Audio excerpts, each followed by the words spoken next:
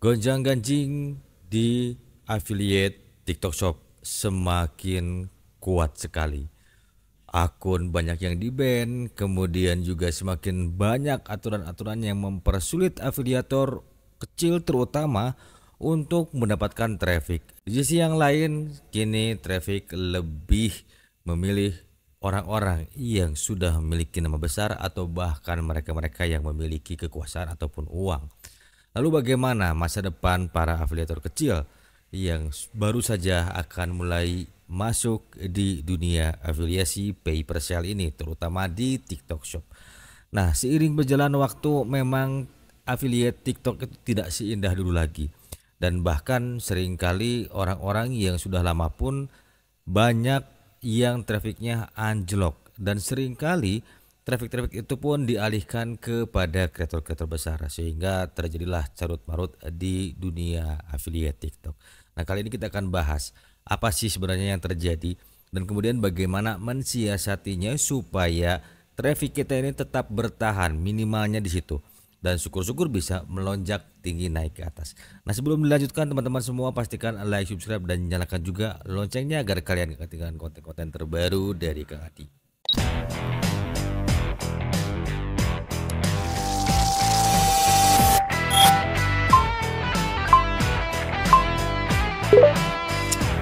Now you're on Kang Adi channel. Jadi don dan pastikan tonton konten ini sampai habis. Baik teman-teman semua. Jadi kali ini di beranda banyak sekali yang lewat ya. Banyak akun-akun yang sudah ratusan ribu dan kemudian bahkan kreator-kreator besar yang terkena imbas dengan ketatnya seleksi dari TikTok Shop itu sendiri. Nah, seiring berjalan waktu karena TikTok Shop itu sudah bergabung dengan Tokopedia menjadi shop Tokopedia, dan pada akhirnya mereka melakukan sebuah screening kembali untuk mempertahankan yang pertama konsistensi dari platform TikTok yang tetap mengedepankan kualitas, dan yang kedua mereka juga sedang meracik meramu kembali bagaimana caranya supaya uang yang sudah dikeluarkan oleh mereka mungkin sudah membeli Tokopedia ya, yang pada akhirnya mereka harus kembali mengembalikan modal yang dikeluarkan. Nah, kali ini banyak banget trik-trik yang harus kita pelajari supaya live streaming kita tuh tetap bertahan mendapatkan traffic, dan tidak sedikit. Kemarin saja saya lihat yang biasanya kreator itu mendapatkan 46 bahkan sekarang anjlok 7 dan 8 biji saja. Tidak cukup hanya konsisten saja teman-teman semua, dan di sini ada sebuah strategi yang akan saya bahas bagaimana sih caranya supaya ketika kita ingin mulai live streaming itu minimalnya kita memahami enter room rate yang bagus, rasio klik yang bagus, sehingga pada akhirnya live streaming kita mendapatkan traffic yang baik. Kita langsung saja pada slide yang pertama. Nah, bagi teman-teman semua, jadi ini adalah hal yang paling dasar dan yang paling utama yang wajib kalian ketahui, terutama bagi kalian para afiliator pemula yang baru saja terjun di TikTok Shop. Nah, seringkali kita melihat ya orang-orang yang live streaming menggunakan aplikasi seperti ini, dan ini adalah namanya affiliate center, atau dimana ketika para seller itu akan mengecek apakah kalian layak mendapatkan sampel gratis atau tidak. Nah, dimana sih kalian bisa masuk ke bagian ini? Kalian masuk dulu ke TikTok Shop ya teman-teman ya. Jadi di sini nanti kalian masuk ke promosi afiliasi, kemudian kalian bisa masuk ke beranda afiliasi. Nah, setelah itu kalian masuk ke bagian temukan kreator, tinggal diketik saja di sini nama akun kalian. Kalian bisa cek sendiri bintangnya. Nah, lalu fungsi dari bintang ini apa sih? Nah, bintang ini adalah bukan sembarang bintang, karena dari bintang inilah kalian bisa melihat kegemilangan kalian saat nanti mulai terjun di dunia live streaming dan juga di afiliator. Nah, bagi teman-teman FYI ya teman-teman ya, ini untuk informasi karena saya tidak live streaming selama 1,5 bulan, dari rating 4,8 akhirnya terjun bebas lagi ke bintang 2.9 yang pada akhirnya saya harus merangkak lagi dari bawah ya teman-teman ya. Nah, untuk GPM-nya ini asalnya saya berada di 164.000 dan di sini di live streamingnya di 121.000. Namun karena saya tidak live streaming selama 1,5 bulan, pada akhirnya anjlok lagi turun ke bawah dan dihitung 0 lagi ya teman-teman semua. Nah, jadi fungsi bintang ini adalah semakin tinggi bintang kalian, biasanya rata-rata orang-orang yang banyak mendapatkan sampel itu di bintang 5 ya, 5.0 atau minimnya itu di bintang 4.8 ya teman-teman ya, dengan estimasi GPM adalah 500.000 di bagian video dan di bagian live streamingnya sekitar 300 ribuan ya teman-teman ya. Nah, fungsi ini adalah yang harus kalian selalu perhatikan dan kalian selalu cek ya, supaya kalian itu bisa tahu nih sudah sampai mana perjalanan teman-teman semua sebagai afiliator. Nah, jangan lupa juga di sini ada data analytics yang bisa kalian perhatikan di sini ya. Dan ini juga tren dari video kalian yang bisa mendapatkan atau mendatangkan sebuah sampel atau minimalnya video kalian bisa diiklankan oleh seller ya teman-teman ya. Nanti biasanya seller itu ketika kita minta sampel akan lihat di sini ya teman-teman ya, video mana yang exposure-nya bagus, nanti baru dia akan mulai menganalisa, setelah itu baru akan ngontek kalian ya teman-teman ya. Nah, selain itu teman-teman semua ya, setelah kalian memahami isi bintang ini, kita akan langsung mulai saja ke slide berikutnya. Nah, kita pahami di sini adalah enter room rate ya teman-teman ya. Nah, ini yang disebut dengan enter room rate ya teman-teman ya. Jadi enter room rate itu adalah dimana ketika kita mulai live streaming, ini adalah grafik yang menunjukkan di mana para penonton masuk ke dalam live streaming kita ya. Jadi biasanya di awal-awal kita mulai masuk live streaming ada lonjakan di sini. Dan kemudian TikTok akan mulai menurunkan kembali ya teman-teman ya. Dan di sini akan kelihatan mana saja penonton yang bertahan di live streaming kita. Biasanya teman-teman semua ya, ini di saat live streaming itu ada 3 poin yang bisa membuat para penonton bertahan di live streaming kita teman-teman semua. 3 poin yang bisa membuat penonton bertahan di live streaming kita adalah yang pertama, karena TikTok ini mau tidak mau atau bagaimanapun tetap saja jadi media commerce ya. Jadi yang pertama, kalian perhatikan setup dari live streaming kalian. Yang keduanya, hampir pada umumnya orang-orang yang masuk ke room live streaming kita banyak yang memperhatikan dari kualitas audio serta visual kita. Nah, jadi setup, visual, audio, 3 hal ini bisa kalian perhatikan ya. Jika kalian misalnya belum bisa menggunakan alat yang proper seperti ini, kalian bisa menggunakan mikrofon wireless ya, mikrofon wireless seperti TNW ini ya yang saya punya. Untuk apa? Jadi fungsinya adalah ketika kalian sedang menyampaikan pesan tidak terganggu oleh noise. Dan usahakan ketika kalian melakukan live streaming itu visualnya digunakan juga lighting ya. Karena dengan begitu dari resolusi video kalian meskipun rendah itu tidak akan kelihatan noise-nya jika kalian live di malam hari ya teman-teman ya. Kita kembali lagi ke enter room rate yang tadi. Nah teman-teman ya, ketika kita bicara enter room rate ini dengan 3 poin tadi yang sudah saya bahas ya, setup, visual serta audio, biasanya orang-orang akan masuk ke sini dan bertahan cukup lumayan ya teman-teman ya. Dan yang paling utama tuh kalian harus humble dan mulai mempresentasikan sebuah produk ya, satu persatu dari mulai etalase 1 sampai semuanya ya. Diusahakan kalian di 15 menit pertama jangan berhenti untuk pin-pin produk ya, kalau tidak mau kena teguran dari si TikTok. Nah, untuk teman-teman semua, jadi enter room rate ini biasanya akan dipengaruhi oleh yang pertama adalah dari rasio klik tayang ya. Ketika rasio klik tayangnya ini bagus, maka enter room rate-nya akan terus di boosting ya oleh si TikTok. Itu pengalaman saya ketika rajin live streaming setiap harinya. Nah, bagaimana kita untuk mendapatkan rasio klik tayang ya?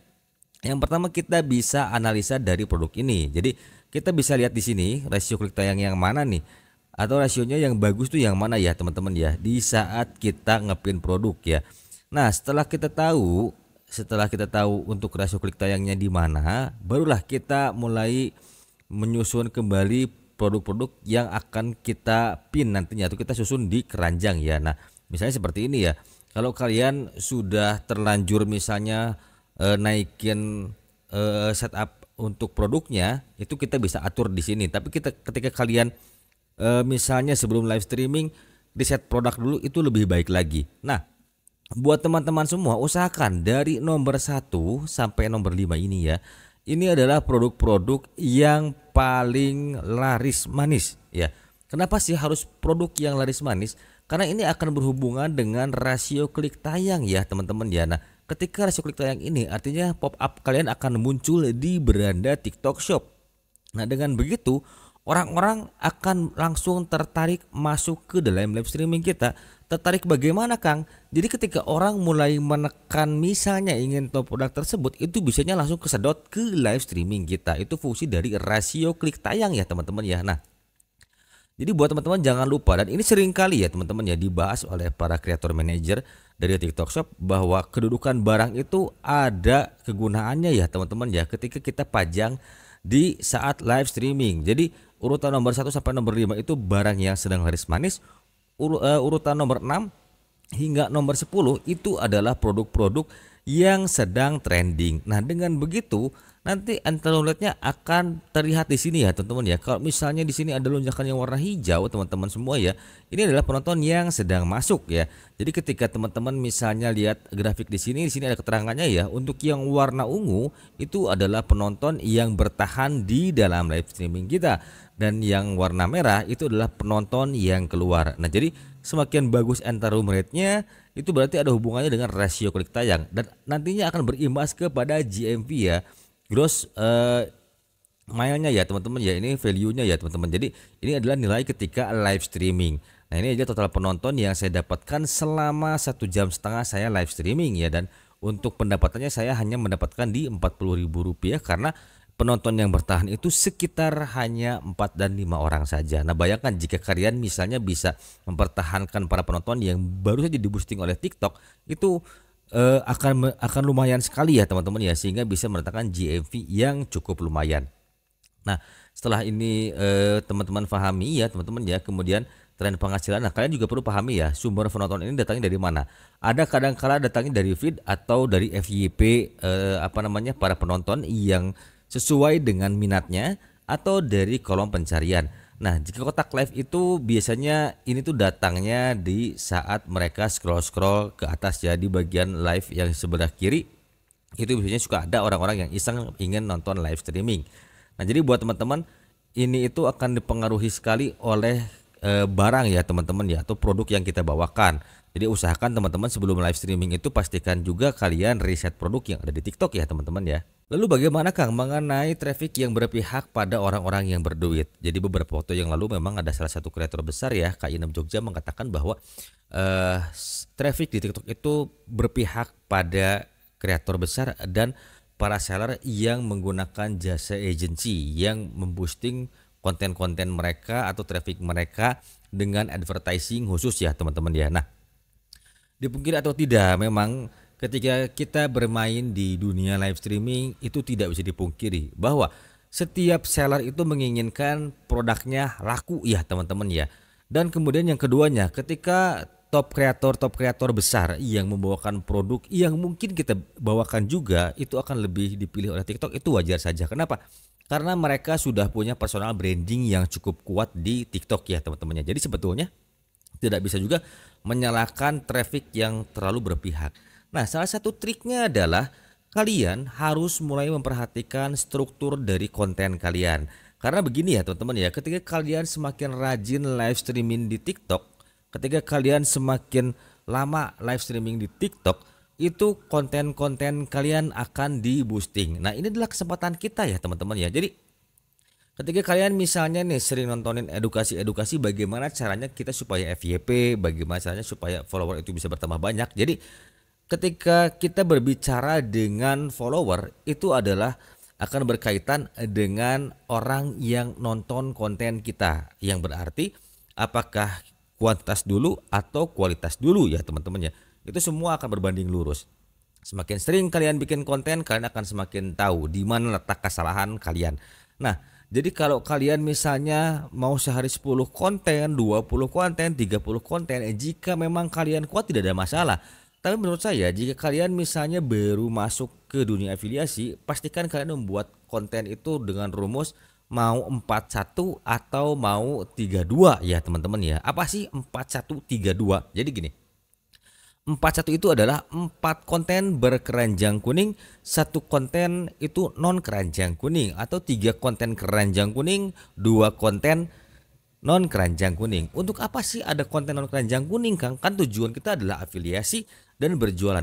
Nah, jadi buat teman-teman semua begini, kemungkinan besar ketika misalnya kita tidak menggunakan keranjang kuning, konten kita itu akan di boosting oleh TikTok. Kenapa seperti itu? Dipungkiri atau tidak, meskipun TikTok ini sudah menjadi e-commerce ya, jadi satu dengan Tokopedia, TikTok ini tetap media sosial ya teman-teman ya. Jadi TikTok itu kan ketika saat CEO-nya bilang itu adalah platform yang memang mendistribusikan konten ya berdasarkan minat dari para penontonnya. Dan ini adalah istilahnya kalau kita misalnya di saat bikin konten dan tidak ada keranjang kuningnya, potensi FYP-nya itu lebih tinggi dibanding yang keranjang kuning. Nah, pengalaman ketika kita menggunakan keranjang kuning, kenapa sih bisa sampai FYP? Ada beberapa hal yang mendasari. Yang pertama adalah ketika terjadinya banyak penjualan, maka TikTok akan nge-boosting konten kita. Nah, hanya saja kan untuk mendatangkan penjualan itu berarti kita harus tahu produk yang sedang trending dan banyak dicari itu yang mana ya. Meskipun kita bikin satu produk 30 konten, kalau memang produk itu belum trending kita nggak akan FYP ya teman-teman ya, kalau kita menggunakan keranjang kuning. Kayaknya sepertinya ini adalah kita berjualan. Nah, maka dari itu TikTok tetap membatasi, tetap mereka lebih mengedepankan entertainmentnya ya teman-teman ya. Nah, jadi buat teman-teman nih pastikan ketika membangun akun itu terstruktur ya. 3 konten keranjang kuning, 2 konten non keranjang kuning itu. Nah, yang 2 konten ini pastikan gimana caranya supaya kalian bisa mendapatkan exposure yang cukup baik. Dan tetap kalian harus memahami dulu ya niche seperti apa yang ingin kalian targetkan. Kemudian siapa nanti target kita ya, target audiensnya, dan usahakan 2 konten yang non keranjang kuning ini berkaitan dengan produk-produk yang akan kita bawakan baik ketika live streaming atau saat buat konten supaya berkesinambungan ya teman-teman ya. Jadi sebetulnya itu bukan sebuah halangan buat kita untuk tetap ngonten di TikTok baik sebagai affiliate atau non affiliate ya. Karena di TikTok itu dipungkiri atau tidak, untuk mendapatkan exposure cukup mudah sekali. Ketika kalian sudah 1 kali FYP dikenali oleh TikTok, oleh algoritma TikTok, kalian mau bikin 10 konten pun mau bikin 10 akun pun tetap wajah kalian akan dikenal oleh TikTok sebagai influencer atau konten kreator yang sudah memiliki tempat di platform tersebut. Jadi kesimpulannya adalah buat kalian baik yang sudah lama konten di TikTok ataupun yang baru saja mulai di TikTok, hal yang paling fundamental adalah yang pertama, jangan lupa perhatikan struktur konten dan konsep pengembangan akun. Yang kedua, ketika kalian mulai live streaming di affiliate, jangan lupa perhatikan produk-produk yang akan kalian bawakan. Yang keduanya, pastikan kalian menyusun produk dengan baik. Lalu yang ketiga, analisa lagi ketika saat live streaming dari mana rasio klik tayang itu yang mendatangkan traffic yang cukup baik. Jadi kalian bisa atur kembali ya produknya di saat live streaming itu dimulai ya teman-teman ya. Dan yang paling terakhir adalah tetap berdoa dan jangan lupa tetap konsisten membangun akun atau live streamingnya supaya kalian itu mendapatkan tempat di platform tersebut. Dan buat kalian semua apapun rintangannya, jadi jangan ditelan mentah-mentah, tapi usahakan analisa dulu lebih dalam dan pastikan kalian harus mau upgrade skill dan scale up kemampuan kalian supaya tidak tergilas oleh kreator-kreator yang mungkin lebih mapan dari kita, lebih banyak materi daripada kita, sehingga kita tergeser ya teman-teman ya. Karena ini adalah persaingan yang cukup ketat di TikTok affiliate sekarang. So buat kalian jika dirasa konten ini bermanfaat dan memang mendatangkan value buat kalian, jangan lupa di share dan jangan lupa juga nyalakan loncengnya supaya kalian gak ketinggalan konten-konten terbaru dari Kang Adi. Sampai jumpa di next video.